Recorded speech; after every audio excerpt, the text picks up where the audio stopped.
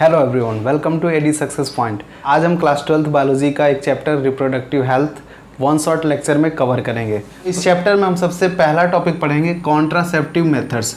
अब कॉन्ट्रासेप्टिव्स क्या होते हैं? ऐसे डिवाइसेस जो कि अनवांटेड प्रेगनेंसी को रोकते हैं, प्रिवेंट करते हैं, उनको हम कहते हैं कॉन्ट्रासेप्टिव डिवाइसेस। तो कॉन्ट्रासेप्टिव के मेनली दो मेथड होते हैं, एक होता है टेम्पररी मेथड और एक होता है परमानेंट मेथड। तो हम सबसे पहले टेम्पररी मेथड देखते हैं, यानी ऐसे मेथड जो प्रेगनेंसी को कुछ समय तक रोकेंगे, हमेशा के लिए नहीं रोकेंगे। और हमेशा के लिए रोकने वाले मेथड जो होते हैं वो होते हैं परमानेंट मेथड। तो हम आगे डिस्कस करेंगे। सबसे पहले देखते हैं टेम्पररी मेथड क्या होते हैं। टेम्पररी मेथड में सबसे पहला मेथड है नेचुरल मेथड। नेचुरल मेथड क्या होता है? जिसमें कि स्पर्म और ओवम को फिजिकली मीट करने से यानी मिलने से रोक दिया जाता है। तो इसके अंदर फर्स्ट प्रोसेस जो आता है वो है पीरियडिक ऑब्स्टिनेंस। पीरियडिक ऑब्स्टिनेंस को सेफ पीरियड भी कहते हैं या फिर इसी को कैलेंडर मेथड भी कहते हैं। कैलेंडर मेथड क्यों कहते हैं? क्योंकि इसमें क्या होता है कि क्वाइटस को 10 to 17 डेज के बीच में रोक दिया जाता है। मतलब मेंस्ट्रुअल साइकिल में जो 28 डेज का साइकिल होता है उसमें 10 से लेके 17 दिन के बीच में अगर क्वाइटस को रोक दिया जाए तो फिर क्या होगा? प्रेगनेंसी नहीं होगी। तो इसको कैलेंडर मेथड भी कहते हैं। जैसे एग्जांपल के लिए किसी मंथ में 1 तारीख को अगर मेंस्ट्रुएशन हो रहा है तो हमें पता है कि जिस दिन मेंस्ट्रुएशन बिगिन होता है उससे 14th डे पे ओव्यूलेशन होता है, यानी 14वें दिन ओव्यूलेशन होता है। तो ओव्यूलेशन में जो एग रिलीज होता है उसकी वायबिलिटी 24 to 48 आवर्स होती है। तो 14वें दिन एग रिलीज होगा, तो 1-2 दिन आगे और 1-2 दिन पीछे है। ऐसे एक एवरेज माना गया है कि 10 to 17 डेज के बीच में अगर क्वाइटस ना हो यानी सेक्सुअल इंटरकोर्स ना हो तो उस टाइम पे फिर क्या होगा? प्रेगनेंसी नहीं होगी। प्रेगनेंसी को अवॉइड किया जा सकता है। तो ये नेचुरल मेथड है, इसमें कुछ नहीं, बस 10 to 17 डेज के बीच में क्वाइटस नहीं करना है। अब सेकेंड जो है वो है क्वाइटस इंटरप्शन। क्वाइटस इंटरप्शन में क्या होता है कि जो मेल पार्टनर होता है वो स्पर्म को वेजाइना के अंदर इजाकुलेट होने से पहले ही पेनिस को विथड्रॉ कर लेता है। तो इसी को कहते हैं पेनिस विथड्रॉल मेथड, यानी इसमें स्पर्म को वेजाइना के अंदर इजाकुलेट करना ही नहीं होता है।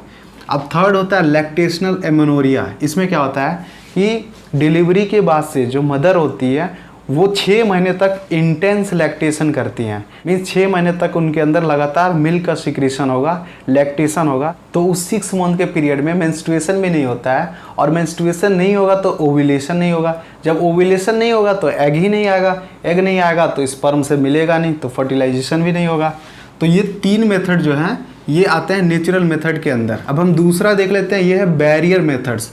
और बैरियर मेथड्स में कुछ डिवाइसेस यूज़ की जाती है, जैसे कि कॉन्डोम्स हैं, डायफ्राम है, वॉल्स हैं, सर्वाइकल कैप्स हैं। अब जो कॉन्डोम्स होते हैं वो मेल कॉन्डोम्स भी होते हैं और फीमेल भी होते हैं। अब एनसीईआरटी में मेल कॉन्डोम्स का एग्जाम्पल दिया है निरोध, और जो फीमेल कॉन्डोम्स है उसका एग्जाम्पल है फेमिडोम। तो इसको बेस्ट मेथड माना जाता है। क्यों? क्योंकि इससे 2 चीज़ें हैं, एक तो प्रेगनेंसी को भी अवॉइड किया जा सकता है और दूसरा ये है कि ये सेक्सुअली ट्रांसमिटेड डिजीजेस से बचाता है, जो कि वायरस और बैक्टीरिया से होने वाली डिजीजेस हैं। तो एसटीडीज से ये बचाता है। तो ये बहुत ही अच्छा मेथड माना जाता है। और जो डायफ्राम और वॉल्स और सर्वाइकल कैप्स, ये सब जो डिवाइसेस हैं ये मेडिकल एक्सपर्ट के द्वारा ये बिना किसी सर्जरी के फीमेल के सर्विक्स में ये फिट कर दिया जाता है किसी मेडिकल एक्सपर्ट के द्वारा, और इसमें कोई सर्जरी की रिक्वायरमेंट नहीं होती है। अब थर्ड है केमिकल मेथड्स। इसमें क्या होता है कि कुछ केमिकल्स होते हैं, स्पर्मिसाइडल केमिकल्स होते हैं, जैसे कि कुछ क्रीम्स होंगे, जेलीस होंगे, फोम होंगे, इन सब का यूज़ किया जाता है जो स्पर्म को किल कर देते हैं, स्पर्मिसाइडल नेचर के होते हैं। अब फोर्थ है आईयूडीज, इंट्रा यूटेराइन डिवाइसेस। ये बहुत ही इंपॉर्टेंट है, इस पर क्वेश्चन आता है बार बार। तो इसमें फर्स्ट है इनर्ट आईयूडी, और इसका एग्जाम्पल है लिप्स लूप। लिप्स लूप क्या करता है? ये इम्प्लांटेशन को प्रिवेंट करता है, यानी जो फीटस का, जो एम्ब्रियो का अटैचमेंट होता है एंडोमेट्रियम से, उसको ये रोक देता है। यानी ये इम्प्लांटेशन को रोक देगा, इम्प्लांटेशन नहीं होने देगा। पर एक चीज़ इसमें दिक्कत आ जाती है कि ये इम्प्लांटेशन रोक देगा, एम्ब्रियो को एंडोमेट्रियम से तो अटैच होने से रोक देता है, लेकिन ये एम्ब्रियो को एंडोमेट्रियम के जगह कभी कभी ऐसा होता है कि फैलोपियन ट्यूब में अटैचमेंट हो जाता है इसके वजह से। तो एम्ब्रियो जब फैलोपियन ट्यूब में अटैच हो जाएगा तो उस टाइम पे हो जाएगी एक्टोपिक प्रेगनेंसी, मतलब एबॉर्शन हो जाएगा, फिर वो प्रेगनेंसी सर्वाइव नहीं कर पाएगी। तो ये इसका डिसएडवांटेज है। अब नेक्स्ट है कॉपर रिलीजिंग आईयूडीज, यानी ऐसे आईयूडीज इंट्रा यूट्राइन डिवाइसेस जो कि कॉपर आयन रिलीज करते हैं। अब एग्जांपल है कॉपर टी, कॉपर 7, मल्टीलोड 375। ये इनका काम क्या होता है, ये स्पर्म की मोटिलिटी को डिक्रीज कर देते हैं और स्पर्म का जो मूवमेंट होता है उसके मूवमेंट पैटर्न को भी ये चेंज कर देते हैं। तो इस तरह से ये स्पर्म को फैलोपियन ट्यूब में पहुंचने ही नहीं देंगे। अब नेक्स्ट है हार्मोन रिलीजिंग आईयूडी, ऐसे डिवाइसेस जो हार्मोन्स रिलीज करेंगे। और हार्मोन्स में क्या क्या होगा, एक तो एस्ट्रोजन होगा और प्रोजेस्टेरोन होगा, यही होते हैं फीमेल सेक्स हार्मोन। तो इसका एग्जांपल है LNG-20, प्रोजेस्टोसर्ट। और जो प्रोजेस्टोसर्ट होता है ये प्रोजेस्टेरोन होता है, ये इसमें प्रोजेस्टेरोन होता है और ये करेगा क्या, ओव्यूलेशन को ये रोक देगा। ये जो हार्मोन रिलीजिंग आईयूडीज हैं ये ओव्यूलेशन को प्रिवेंट करते हैं। इनका लेवल जब बहुत ज़्यादा हो जाएगा, प्रोजेस्टेरोन का लेवल बहुत ज़्यादा होगा, तो फिर ये ओव्यूलेशन को प्रिवेंट कर देगा। अब नेक्स्ट है ओरल कॉन्ट्रासेप्टिव्स, और इन्हीं को पिल्स भी बोलते हैं, यानी ये टैबलेट या कैप्सूल के फॉर्म में होते हैं जो खाने होते हैं, ओरल कॉन्ट्रासेप्टिव। तो ये पिल्स होते हैं, एग्जाम्पल है माला डी, सहेली। अब जो माला डी पिल्स है इसको डेली लेना पड़ता है, मतलब टोटल 28 डेज का साइकिल है, तो 21 दिन तक लगातार, यानी फर्स्ट से लेके 21 डेज 21 दिन तक लगातार ये एक टैबलेट खाना होता है। और लास्ट के जो 7 दिन बच रहे हैं, 7 डेज, उसमें आयरन का सप्लीमेंट लिया जाता है। ऐसा क्यों होता है, क्योंकि जब 1 से लेके 21 डेज तक ये लगातार खाएंगे तो क्या होगा कि ये जो पिल्स है ये प्रोजेस्टेरोन का लेवल बढ़ा देते हैं। तो जब प्रोजेस्टेरोन बहुत ज़्यादा अमाउंट में सिक्रीट होगा बॉडी में तो एंडोमेट्रियम की वॉल मेंटेन रहेगी। जब एंडोमेट्रियम की वॉल मेंटेन रहेगी तो वो टूटेगी ही नहीं, मेंस्ट्रुएशन ही नहीं होगा, फिर ओव्यूलेशन ही नहीं होगा। अब 21 डेज तक तो ये प्रोजेस्टेरोन मेंटेन रखता है वॉल को। फिर उसके बाद से क्या है कि मेंस्ट्रुएशन भी कराना है, क्योंकि वो नॉर्मल है, मेंस्ट्रुएशन होना ही चाहिए फीमेल में। तो 21 डेज बाद इसको नहीं लेते हैं 7 दिन तक, और इस 7 दिन के बीच में आयरन सप्लीमेंट लेते हैं। तो जैसे ही 21 डेज बाद ये बंद करेंगे लेना, धीरे धीरे क्या होगा, प्रोजेस्टेरोन का लेवल डिक्रीज कर जाएगा। और जैसे ही प्रोजेस्टेरोन का लेवल डिक्रीज करेगा तो क्या होता है, एंडोमेट्रियम फिर टूट जाती है और मेंस्ट्रुएशन शुरू हो जाता है। तो हर महीने 21 डेज तक लगातार ये लेंगे और लास्ट के 7 दिन नहीं लेंगे, ताकि मेंस्ट्रुएशन भी नॉर्मली हो जाए। और उस 7 दिन को एक सीक्वेंस में लाने के लिए आयरन सप्लीमेंट लिया जाता है, ताकि 28 डेज तक डेली एक पिल्स लिया जाए, जिससे कि कोई कन्फ्यूज़न ना हो, मतलब डेली एक पिल लेना हो। ये जो आयरन पिल्स होता है तो ये जो मेंस्ट्रुएशन में जो ब्लड लॉस होता है उसको भी ये थोड़ा मेंटेन करता है, फुलफिल करता है। अब ये जो सहेली है, जो ये पिल्स है, ये वंस इन वीक पिल्स है, मतलब हफ्ते में सिर्फ एक बार लेना होता है। और इसको लखनऊ के CDRI में, यानी सेंट्रल ड्रग रिसर्च इंस्टीट्यूट में इसको डेवलप किया गया था। ये यूपी के लखनऊ में ही ये बनाया गया था। तो सहेली जो है ये हफ्ते में सिर्फ एक दिन लेने वाली पिल्स है। अब नेक्स्ट है इंजेक्टेबल, या फिर इन्हीं को कहते हैं इम्प्लांट्स। इम्प्लांट्स क्या है, ये स्किन के अंदर इंजेक्ट कर दिया जाता है। और एग्जांपल है इसका नॉर प्लांट। और ये जो इम्प्लांट्स है ये 2 बच्चों के बीच में गैप करने के लिए ये यूज़ किया जाता है। जैसे अगर किसी कपल्स को 2 साल 3 साल का गैप चाहिए 2 बच्चों के बीच में, तो उस टाइम पे इम्प्लांट्स ले लेंगे। अब इनका ड्यूरेशन आता है, कोई इम्प्लांट्स जो है वो 2 साल तक काम करेगा, कोई 3 साल, अलग अलग ड्यूरेशन का ये आता है, तो उस हिसाब से ये यूज़ करेंगे। तो ये था टेम्पररी मेथड। अब हम पढ़ेंगे परमानेंट मेथड, यानी ऐसे मेथड जो प्रेगनेंसी को हमेशा के लिए रोक दे। तो इसमें 2 चीज़ें आती हैं, एक वैसेक्टोमी और दूसरा है ट्यूबेक्टोमी। वैसेक्टोमी का मतलब होता है वैसेक से वॉस डिफरेंस, यानी ये मेल के अंदर होता है और मेल का जो वॉस डिफरेंस है उसको कट कर देते हैं और फिर उसको टाइट कर देते हैं, मतलब उसको सील कर देते हैं, बांध देते हैं, जिससे कि क्या होगा कि स्पर्म तो बनेगा टेस्टिस में, पर वो पेनिस से बाहर नहीं आ पाएगा। बाहर नहीं आएगा तो फिर फीमेल की वजाइना में नहीं जाएगा, और फिर वहाँ नहीं जाएगा तो फिर फर्टिलाइजेशन नहीं होगा, तो प्रेगनेंसी को अवॉइड कर सकते हैं। और ये परमानेंट मेथड है। और दूसरा ट्यूबेक्टोमी, इसमें क्या होता है, फीमेल में जो फैलोपियन ट्यूब होता है उसको कट करके और टाई कर दिया जाता है, बांध दिया जाता है, जिससे क्या होगा कि ओव्यूलेशन तो होगा, यानी ओवम बनेगा, पर वो फैलोपियन ट्यूब के एम्प्यूला रीजन में नहीं आएगा। और जब वहाँ पे आएगा नहीं तो फिर अगर स्पर्म आता भी है तो फिर फर्टिलाइजेशन नहीं होगा।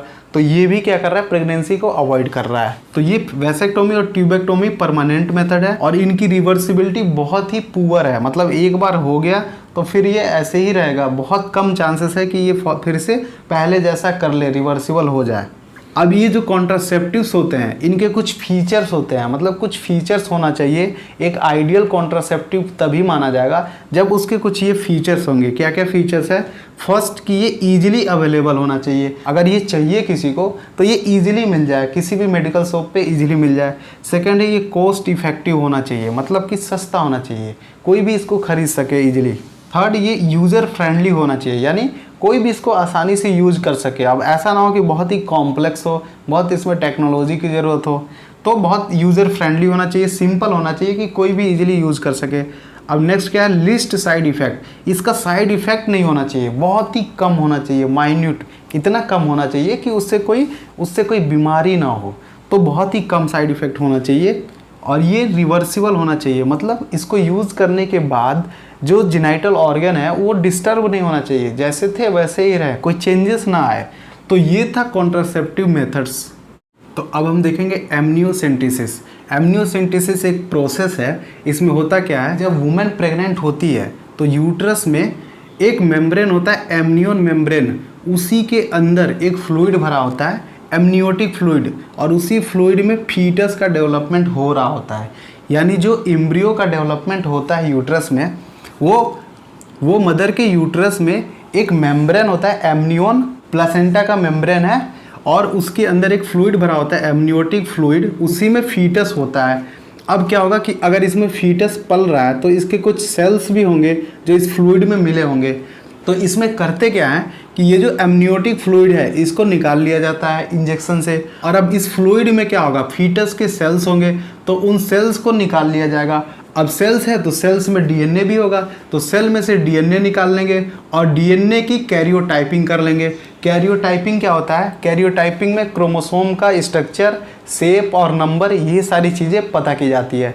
तो कितने क्रोमोसोम है, उसका शेप क्या है, कितने नंबर हैं, ये सारी चीज़ें कैरियोटाइपिंग से पता चल जाएगी।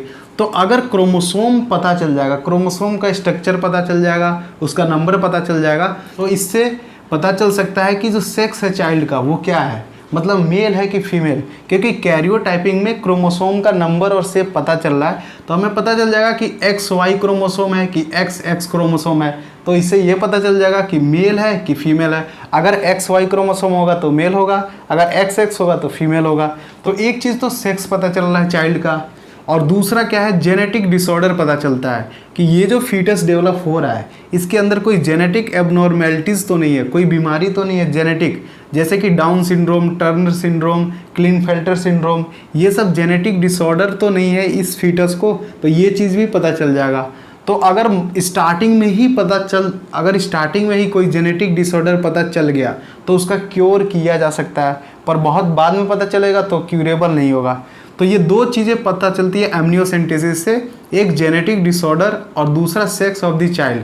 तो अब क्या हुआ कि जो सेक्स पता चल गया चाइल्ड का, तो इससे क्या हुआ कि फीमेल फीटिसाइड बढ़ने लगा बहुत ज़्यादा।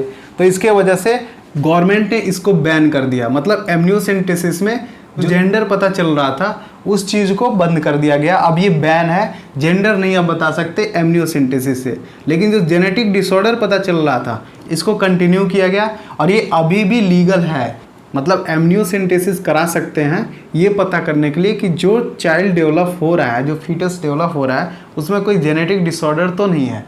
तो ये हो गया एमनियोसेंटेसिस। अब एक और चीज़ होता है MTP, medical termination of pregnancy, यानी प्रेगनेंसी को मेडिकली यानी डॉक्टर के द्वारा टर्मिनेट कर देना, ख़त्म कर देना। इसी को बोलते हैं इंड्यूस्ड एबॉर्शन, यानी डॉक्टर ही इसको करते हैं। ये एबॉर्शन होता है जिसमें कि एम्ब्रियो को किल कर दिया जाता है। अब इसके बहुत सारे रीज़न होते हैं, वो आगे देखेंगे। तो लगभग 45 to 50 मिलियन MTP हर साल होता है, लगभग 1/5 पार्ट ऑफ टोटल प्रेगनेंसी हर साल MTP कर दिया जाता है। और MTP इंडिया में 1971 में लीगलाइज हुआ। अब 2017 में एक अमेंडमेंट एक्ट आया और MTP हमेशा फर्स्ट ट्राइमेस्टर तक सेफ माना जाता है, यानी 3 महीने तक, मतलब 12 वीक्स तक MTP सेफ माना जाता है और ये सेफली कर सकते हैं। तो 2017 में जो अमेंडमेंट एक्ट आया उसके अकॉर्डिंग क्या हुआ कि अगर जो डेवलपमेंट हो रहा है फीटस का वो अभी 12 वीक्स का है, यानी कि 3 महीने का है, तो एक डॉक्टर का रिकमेंडेशन चाहिए, एक डॉक्टर साइन कर देगा तो MTP करा सकते हैं। और अगर 12 वीक से ज़्यादा है और 24 से कम है, अगर 12 वीक से ज़्यादा है और 24 वीक से कम है, 6 महीने से कम है और 3 महीने से ज़्यादा है फीटस, 3 महीने और 6 महीने के बीच का है, तो 2 डॉक्टर का साइन चाहिए, यानी 2 डॉक्टर का रिकमेंडेशन चाहिए एमटीपी कराने के लिए।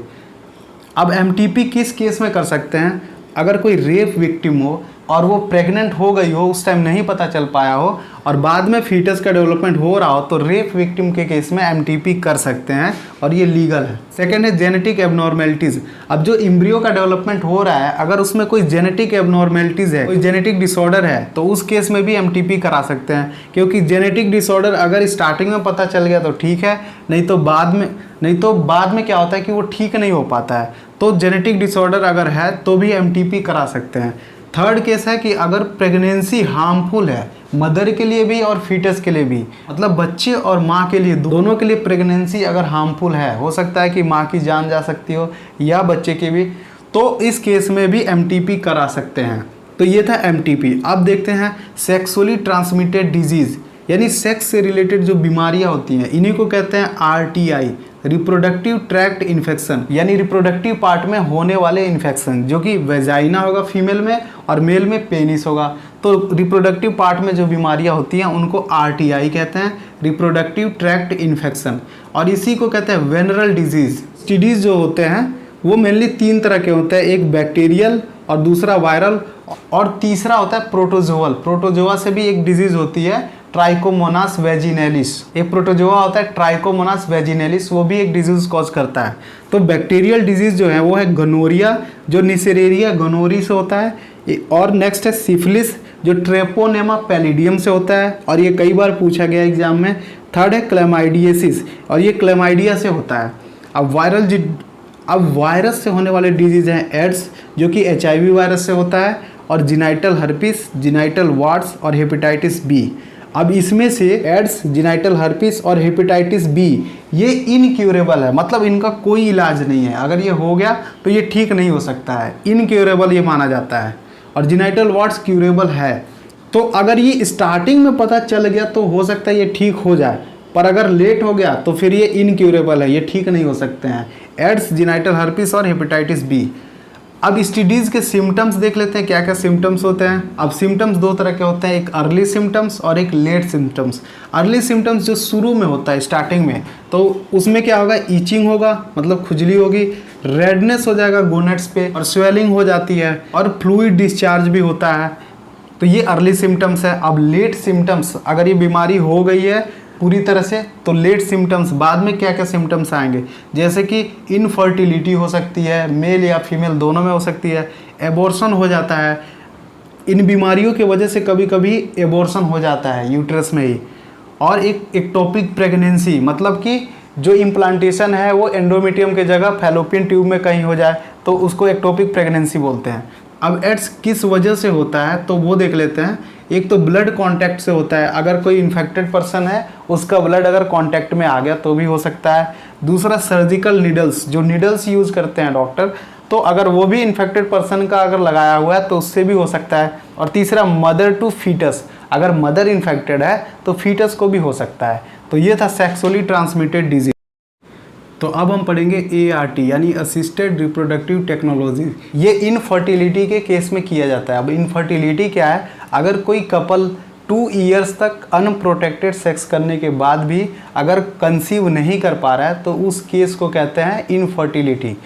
तो इनफर्टिलिटी के केस में ART किया जाता है। अब ये 2 तरह का होता है, एक इन विट्रो फर्टिलाइजेशन और एक होता है इन विवो फर्टिलाइजेशन। तो अगर कोई कपल पेरेंट्स बनना चाहता है और अगर वो इनफर्टाइल है या किसी भी रीज़न से पेरेंट्स नहीं बन पा रहा है, तो ये 2 प्रोसेस हैं जो कर सकते हैं। अब इन विट्रो फर्टिलाइजेशन का मतलब होता है कि बॉडी से बाहर, यानी लैब में कुछ किया जाएगा, और इन विवो फर्टिलाइजेशन का मतलब होता है बॉडी के अंदर, उसके नेचुरल प्लेस पे। तो आपने टेस्ट ट्यूब बेबी का नाम सुना होगा। टेस्ट ट्यूब बेबी क्या होते हैं, ये इन विट्रो फर्टिलाइजेशन में टेस्ट ट्यूब बेबी बनते हैं। कैसे बनते हैं, इसमें क्या करते हैं कि अगर किसी मेल में प्रॉब्लम है या फिर फीमेल में प्रॉब्लम है, तो क्या करते हैं उस केस में मेल से स्पर्म ले लेंगे और फीमेल से ओवम ले लेंगे, और इसको लैब के अंदर टेस्ट ट्यूब में स्पर्म को ओवम से फ्यूज कराएंगे। तो जब फ्यूजन हो जाएगा तो बोलेंगे इसको फर्टिलाइजेशन। यानी एक टेस्ट ट्यूब के अंदर फर्टिलाइजेशन कराया जा रहा है और उस फर्टिलाइजेशन से फिर जाइगोट बनेगा। अब ये जो जाइगोट होगा, अभी ये 1 सेल स्टेज है, फिर ये डिवाइड करेगा धीरे धीरे, और डिवाइड करके क्या होगा 1 से 2 सेल स्टेज, फिर 4, फिर 8, 16, 32, ऐसे ये डिवाइड करेगा। तो अब ये जो जाइगोट बना ये आफ्टर 3 to 5 डेज जब ये 8 सेल स्टेज में होगा तब इसको ZIFT करेंगे, मतलब जाइगोट इंट्रा फैलोपियन ट्रांसफ़र। इस 8 सेल स्टेज वाले जाइगोट को फैलोपियन ट्यूब के अंदर ट्रांसफ़र कर दिया जाता है और फिर उसके बाद से क्या होगा, वहाँ से फिर वो जाएगा, फिर एंडोमेट्रियम पे अटैच हो जाएगा जिसको इम्प्लांटेशन कहेंगे, और फिर क्या होगा एम्ब्रियोनिक डेवलपमेंट होने लगेगा। तो अगर 8 सेल स्टेज तक है तो ZIFT करेंगे, लेकिन 8 सेल स्टेज से ज़्यादा का अगर जाइगोट है तो IUT करते हैं, इंट्रा यूटेराइन ट्रांसफ़र। मतलब इसमें इस जाइगोट को डायरेक्ट यूट्रस में ट्रांसफ़र कर देंगे, तो वहाँ पे वो एंडोमेट्रियम से अटैच हो जाएगा, इम्प्लांटेशन हो जाएगा, फिर उसका एम्ब्रियोनिक डेवलपमेंट होगा। तो इस प्रोसेस से अब जो चाइल्ड बनेगा, जो बेबी बनेगा, उसको टेस्ट ट्यूब बेबी कहते हैं। क्यों? क्योंकि जो फर्टिलाइजेशन हुआ वो कहाँ पर हुआ, टेस्ट ट्यूब के अंदर। मेल का स्पर्म लिया था और फीमेल का ओवम, और टेस्ट ट्यूब के अंदर फर्टिलाइजेशन करा दिया। तो ऐसे फर्टिलाइजेशन से जो बेबी बनेगा उसको कहेंगे टेस्ट ट्यूब बेबी। अब सेकंड है इन वीवो फर्टिलाइजेशन, यानी बॉडी के अंदर ही ये चीज़ होगा। तो कैसे, इसमें क्या होता है, हस्बैंड से या फिर डनर से। अगर हस्बैंड में प्रॉब्लम है तो डनर का स्पर्म लेंगे, या फिर हस्बैंड सही है तो हस्बैंड का स्पर्म ले लिया। वैसे ही वाइफ में, अगर वाइफ नॉर्मल है तो उसका ओवम ले लेंगे, या फिर अगर नॉर्मल नहीं है, अगर वो इनफर्टाइल है तो डनर का ओवम ले लेंगे। अब इसको क्या करते हैं कि ये दोनों गैमिट ले लिए, एक मेल गैमिट ले लिए स्पर्म और फीमेल गैमिट भी ले लिया ओवम, और इन दोनों गैमिट को ट्रांसफ़र कर देते हैं फैलोपियन ट्यूब में। और जब फैलोपियन ट्यूब में ट्रांसफ़र कर देंगे, दोनों को साइमल्टेनियसली करेंगे, तो फिर क्या होगा, नेचुरली वहाँ पे फर्टिलाइजेशन हो जाएगा। और जब फर्टिलाइजेशन हो जाएगा तो फिर जाइगोट बन जाएगा, और जाइगोट बनेगा तो फिर वो एम्ब्रियोनिक डेवलपमेंट करके और एक कंप्लीट ऑर्गेनिज्म बना लेगा। तो ये इन वीवो फर्टिलाइजेशन होता है। अब इसमें कई सारी चीज़ें होती हैं, जैसे कि आर्टिफिशियल इंसेमिनेशन। ये कब किया जाता है, अगर स्पर्म काउंट बहुत ही लो है या फिर इरेक्टाइल डिसफंक्शन का प्रॉब्लम है, उस केस में आर्टिफिशियल इंसेमिनेशन कर सकते हैं। इसमें क्या करेंगे, हस्बैंड का या फिर डनर का स्पर्म लेंगे और उसको सेंट्रीफ्यूज करेंगे, सेंट्रीफ्यूगेशन कराएंगे। तो क्या होगा कि तो जो स्पर्म होगा वो कंसंट्रेटेड हो जाएगा, और जो कंसंट्रेटेड स्पर्म होगा उसको वेजाइना में ट्रांसफ़र कर देंगे। तो इसको कहते हैं आर्टिफिशियल इंसेमिनेशन। तो अब एक और है ICSI, यानी इंट्रासाइटोप्लाज्मिक स्पर्म इंजेक्शन। इसमें क्या करते हैं कि डायरेक्ट ओवम में स्पर्म का इंजेक्शन दे देते हैं, और इस इंजेक्शन को बोलते हैं माइक्रो इंजेक्शन।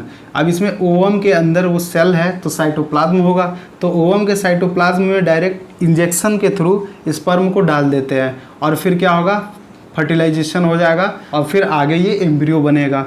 तो ये है इंट्रासाइटोप्लाज्मिक स्पर्म इंजेक्शन, यानी इंट्रासाइटोप्लाज्मिक, साइटोप्लाज्म के अंदर स्पर्म डाल दिया, स्पर्म का इंजेक्शन दे दिया, तो वहाँ पे भी क्या होगा, जाइगोट बन जाएगा। तो ये थे ART टेक्निक्स, जो कि अगर कोई कपल्स पेरेंट्स बनना चाह रहा है तो ये सारे मेथड उसको हेल्प कर सकते हैं।